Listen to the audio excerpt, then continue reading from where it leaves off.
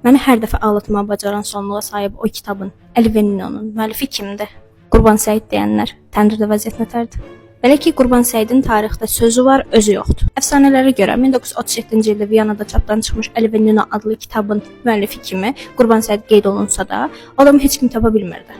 Ona görə də bəzi namizədlər ortaya atıldı. Əsər Azərbaycan haqqında olduğu üçün çoxları uzun illər dedilər ki, o Yusif Vəzir Çəmənzəminlidir. Amma kiçik bir problemimiz var. Çəmənzəminli Almanca bilmir. Kitabda Almanca yazılır. Bu versiyanı atdıq kənara, keçdik faktlara. Amerikan yazıcı Tom Reyes qollarını çırmalayır, başlayır araşdırmağa.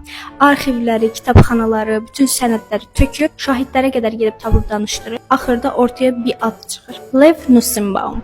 O 1905-ci ildə, yəni Əlvenninodakı dövrlərə çox yaxın zamanda Bakıda doğulmuş və yaşamış Yəhudi əsilli bir gənc idi. Bolşevik inqilabından sonra ailəsindən bir yerdə Avropaya köçüb və orada məşhur bir yazıçıya çevrilib. Sadəcə Qurban Səid deyil, Əsad bəy təxəllüsü ilə də bir çox yazısı var. Tom Reyes bu adamı əməli başda obsession halına gətirib bu ehtimalı və 2005-ci ildə ona bağlı bir kitab yazır. Lev Nussimbaumun qəribə həyatı və itirilmiş kimliyi deyə Nussimbaumun nəşriyyatla yazışmaları, roman əl yazması üstündəki qeydləri hamısını bir-bir üzə çıxardır. Sözün əsl mənasını açıq sandığı tökür pambığı nə vecinədir. Nəticə olaraq bu qərara gəlir ki, məyər Lev Nussimbaum nasistlərdən qaçdığı üçün bu təxəllüsün arxasına sığınıb. Açığı mən olsam belə möhtəşəm bir əsər yazdığım üçün özümdən fəxr eləyər, adımı da kitabın bütün hər yerini caps lockla yazdırardım. Adama halal olsun.